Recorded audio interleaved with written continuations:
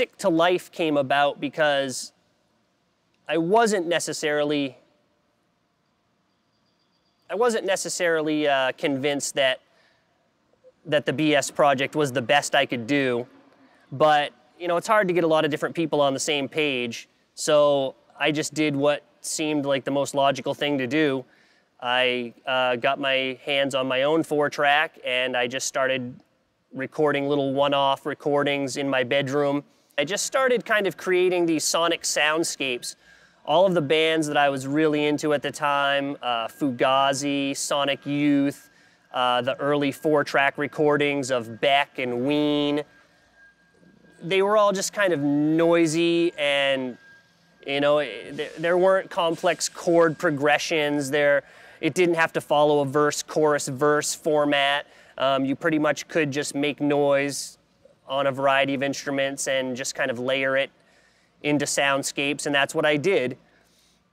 I didn't really know anything at all about audio production, and aside from having the 4-track and the individual instruments, guitar pedals and whatnot, I really didn't have access to any of the equipment that could have possibly made the album sound better anyway.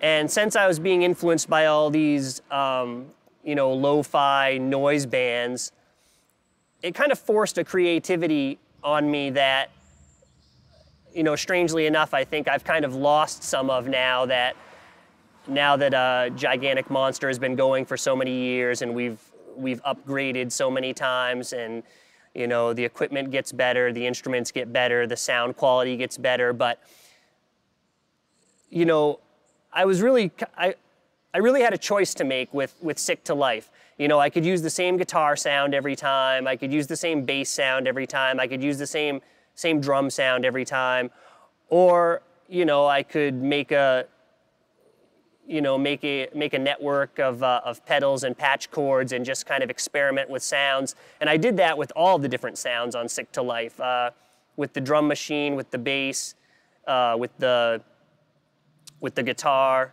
with any of the live percussion that I did, with the vocals. Everything was just, you know, kind of an on-the-fly experiment to see what kinds of weird sounds I could get the instruments to make, to see what kind of strange vocal effects I could get, you know, talking through a distortion pedal and, you know, etc. I mean, the same type of, I'm sure, lo-fi tinkering that all the bands I mentioned earlier were doing when they were putting together their early noise works.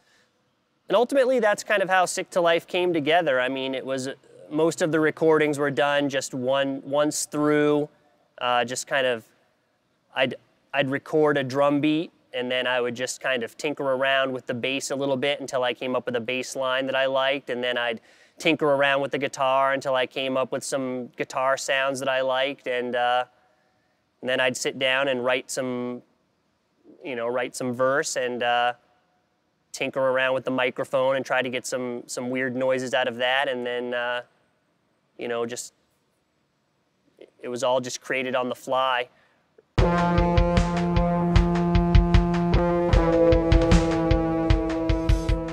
If you listen to the album, the song If I Had 7 Arms, it has a drum beat, and then it just has another static noise that kind of fades in and out throughout the song. And I achieved that effect simply by you know, tuning a stereo to static, and then patching that stereo into the 4-track, and then just manipulating the fader, you know, in and out, and in and out, and in and out, and just the same way you manipulate sound with a turntable mixer, just, you know, increasing the volume, decreasing the volume, cutting the sound out completely. And I actually did reuse that same technique when we recorded the second Monochrome album.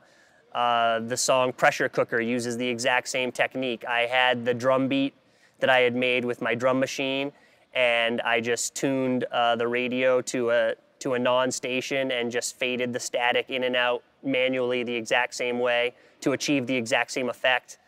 At the time, I was really influenced by the bizarre recordings that Mike Patton was releasing. And although I didn't have anywhere near the vocal range that he had or the imagination that he had. I was still kind of having fun just, you know, running the microphone through a distortion pedal and just making weird noises into it.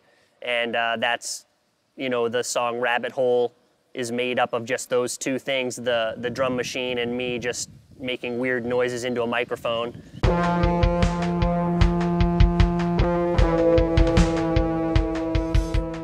Sick to Life was never intended to be viewed as a band. It was never intended to be viewed as an ongoing project. It was just supposed to be this one-off, you know, book of short stories on CD. And the whole joke, which I know is also kind of confusing because in my young alcohol-addled mind, I guess I thought that it sounded good or that it made sense, but obviously the whole joke was just supposed to be, people always say that they're sick to death of something, you know, I'm sick to death of this song, I'm sick to death of you know, this person, and you know, to me it just seemed kind of like a jokey cop-out, like, oh, you're so sick of this, now you're just going to drop dead? Well, I'm so sick of it that I'm going to live just, you know, I'm so sick of this person, I'm going to live just to spite them.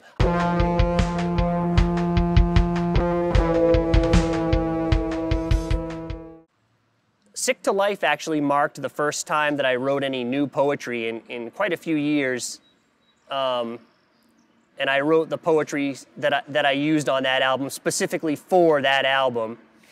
I didn't have much of a back catalog of poems and stories to pick from, but I had a lot of other friends who were also poets and writers of prose, and I wanted to kind of give them some exposure. I knew that, you know, having being part of Gigantic Monster Records, I knew that, you know, we were gonna, you know, release this album on a somewhat professional level.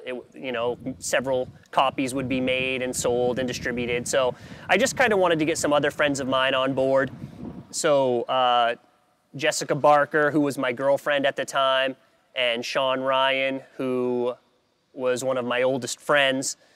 They came on board. Jessica, like myself, wrote her song right off the cuff. Her poem, which is Rabbit Hole, and the one I talked about earlier, If I Had 7 Arms.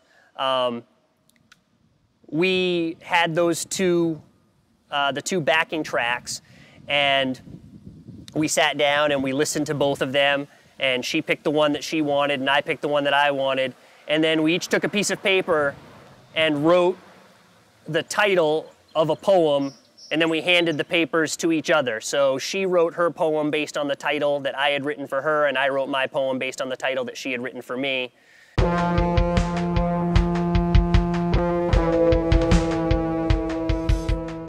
Dennis Witham, you know, with whom I would work later on several other musical, film, writing projects. He plays the keyboards on Sick to Life.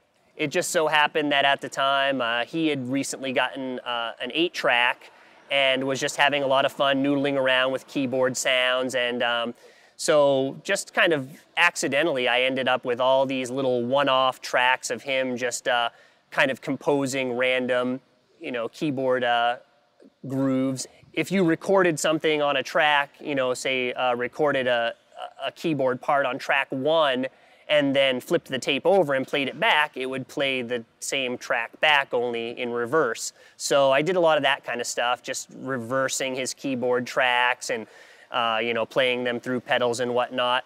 And most of that just kind of became interludes.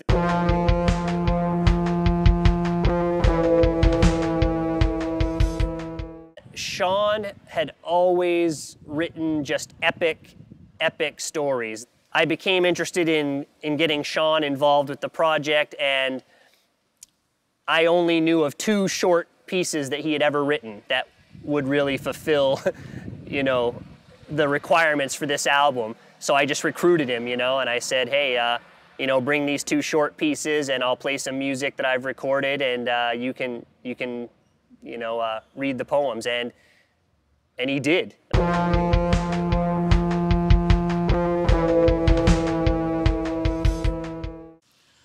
I had This Is a Dark Ride and Punk Rock written probably within 2 weeks of each other.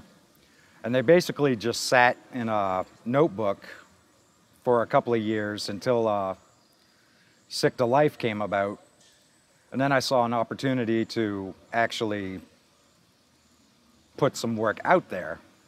This Is a Dark Ride was basically just my observations on how shallow people could be, because living in Boston, you had your people wearing suits, you had your people who were living in the streets, and it was just, there were very few people walking the line between the two. I had a full-time job, but I dressed like I lived on the streets. From watching other people and the way they would look at me and the way that they would look at each other, This Is a Dark Ride came about.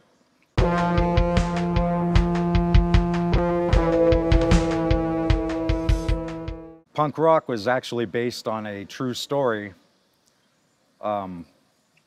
My friend Keith and a friend Barry were working at the Newbury Comics warehouse in Allston, Mass. And at the time I had a sinus infection, so I couldn't really breathe. So Keith was being kind of a smartass and poured some pepper on the table. He was like, "I'll give you a quarter if you snort it." So I stuck my finger in the pepper, and of course I couldn't breathe, so I was like, "Bip." He's like, "Did it hurt?" I'm like, "Nope." So he snorts up the rest of the pepper and rears back, and he's like, "God damn, you lied! It hurts like hell!" And he got a bloody nose and everything, but you know, that was punk rock.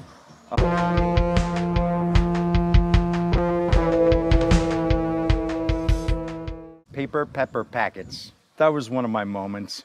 I don't think I could do that again. It's probably why I haven't done any live shows.